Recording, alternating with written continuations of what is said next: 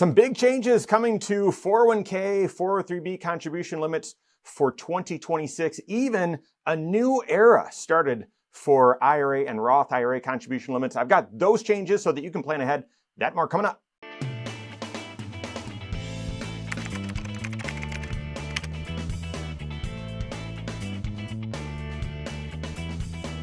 Every year I do look forward to when the IRS announces the contribution limits for the next year for your 401k, your 403b, simple IRA, your IRA, your Roth IRA.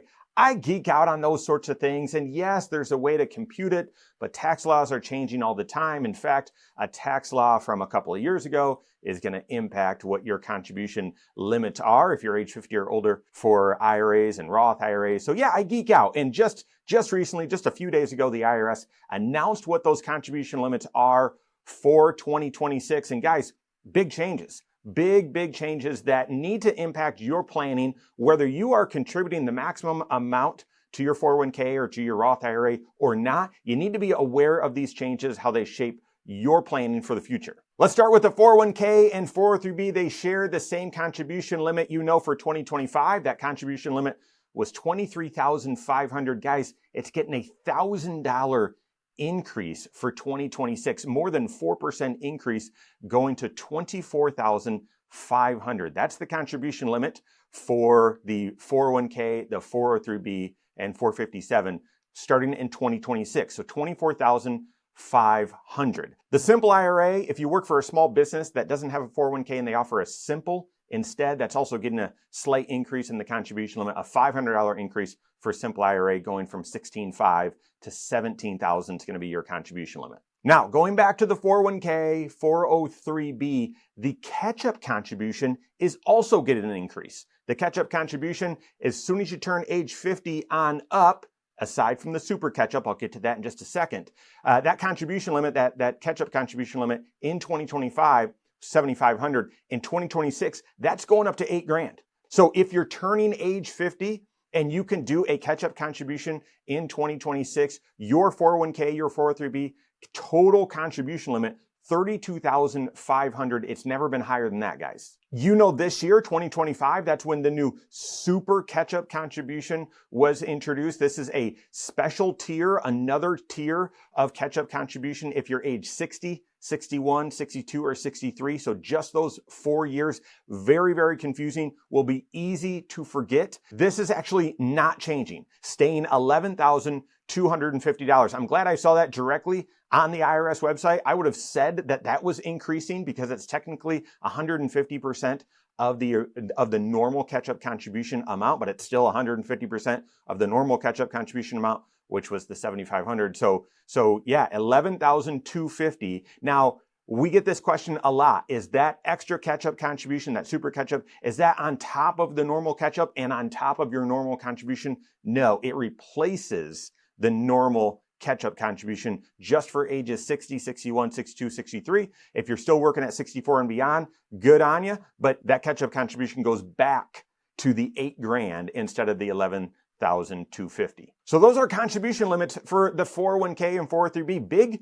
Big changes, bigger than what I expected. Second change I want to remind you of is really a reminder. This was not announced this past week. It was enacted from the Secure Act 2.0, passed a few years ago, and that is starting in 2026, if your income was with your employer was above $145,000 in 2025 with that employer, then in 2026, any catch-up contributions that you do will be mandatory to go into the Roth side of your 401k. They have to go into the Roth side. Lots of questions about this, and it's going to catch a lot of people off guard, so hopefully you are aware, but this is not total income. This is not adjusted gross income.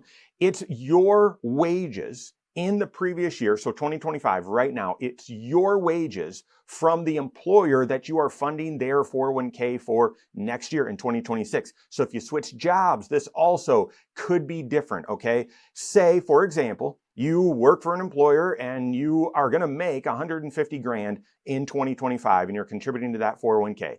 And then in 2026, you're going to work for the same employer. but you're age 50 or older, that means your normal contribution to your 401k in 2026, the $24,500, you've got a choice. You can have that go Roth, you can have it go pre-tax, it's up to you.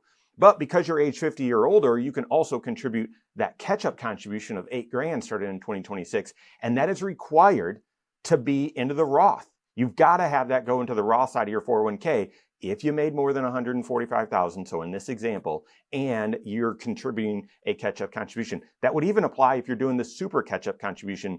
Starting in 2026, mandatory Roth catch-up contributions for high wage earners. And finally, it's a new era for IRAs and Roth IRA contribution limits. For 2026, the contribution limit for your IRA or Roth IRA or combination of the two is increasing $500 from $7,000 to $7,500. So that's a good deal. That's increasing. However, what's new is the catch-up contribution for those of you age 50 and older. There is no super catch-up for IRA and Roth IRA. That only applies to 401k, 403b. But your catch-up contribution is increasing from $1,000 to $1,100.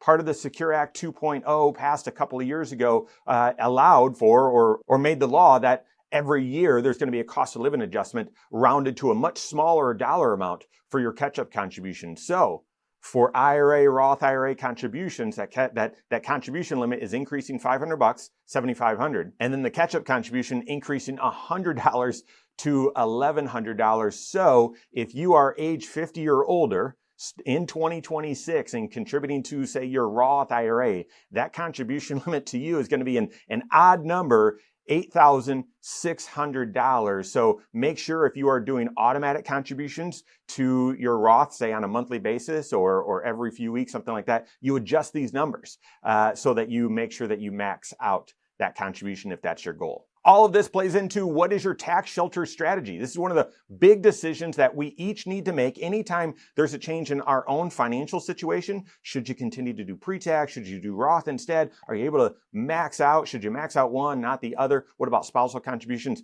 All of that is part of your tax shelter strategy, and you've got to tune into it anytime there's changes in your financial life or there's changes in the tax code. And we've got some big changes to these contribution limits for 2026. So work with your certified financial planner to ensure that you're taking the right approach for 2026, even adjusting contribution limits here coming up to start the year. Work with your CFP on that. If you don't have a CFP on your team, you can contact one on my team. Find us online, Korhorn.com. That's Korhorn with K, wisemoneyshow.com. You can find us there as well, or give us a call, 574-247-5898.